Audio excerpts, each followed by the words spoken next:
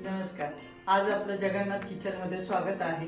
आपण बनवणार आहोत मटार पुरी. मटार पुरीसाठी लागणारं साहित्य बघूया. एक पाव किलो मटार, जिरं, कलौंजी, गरम मसाला, तीळ, हळद, मीठ, 1 इंच आलं आणि 4-5 हिरवी मिरची. पण मटार मिक्सरला बारीक फिरवून घेतले आणि हिरवी मिरची आणि आल्याची पेस्ट करून घेतली. आता आपण मटार पुरीची भाजी बनवून घेऊया. आपण आता भाजीची फोडणी करून घेऊया. त्यासाठी थोडंसं तेल गरम झालं की त्यात आपण टाकूया जिरं,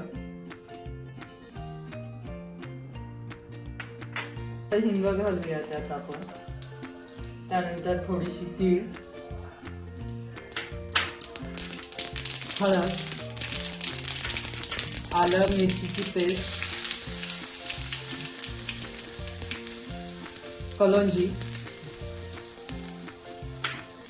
लाल तिखट आणि गरम मसाला, थोडासा ओवा. त्याला आता छान परतत आलाय, त्याचा वास पण येतोय.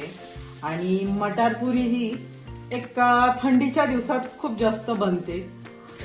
का की मटार हा ऑक्टोबर, नोव्हेंबर, डिसेंबर ह्या महिन्यात जास्त मिळतो आणि लहान मुलं मटार जसा खात नाही, काढून ठेवतात, पण मटार पुरी ही आवडीने खाल्ले जाते. आता चवीनुसार थोडंसं मीठ टाकून घेऊया. तसं पाणी घालू आणि 1-2 मिनिटं याची वाफ काढून घेऊया भाजीची. आणि भाजी तयार झाली आहे, खमंग आणि छान वासही येत आहे. आपण आता पुढची तयारी करून घेऊया. पुरीची कणिक भिजवून घेऊया. 3 ते 4 छोटे चमचे तेलाचं मोहीन थोडंसं त्याला लावून घेऊया छानपैकी. तेलाचं मोहीन घातल्यानंतर पुरी खुसखुशीत होते. तेलाचं मोहीन लावल्यानंतर कणिक अशी झाली की आपल्याला समजतं आपली पुरी छान खुसखुशीत होईल. त्यात आपण साहित्य घालूया.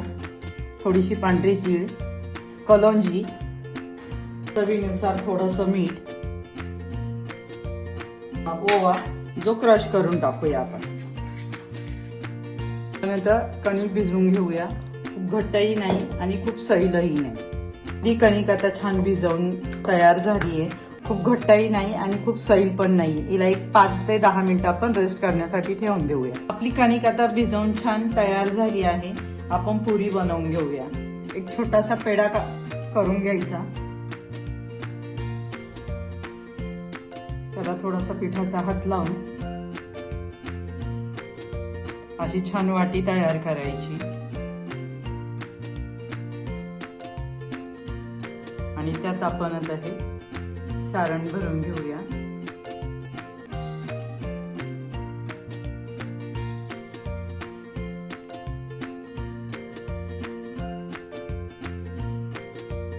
छान आता ही पुरी आपण लाटून घेऊया.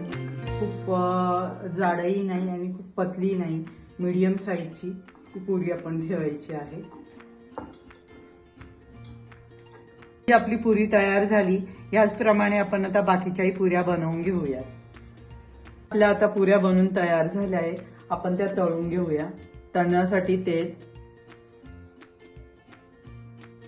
तापलंय आपलं. आता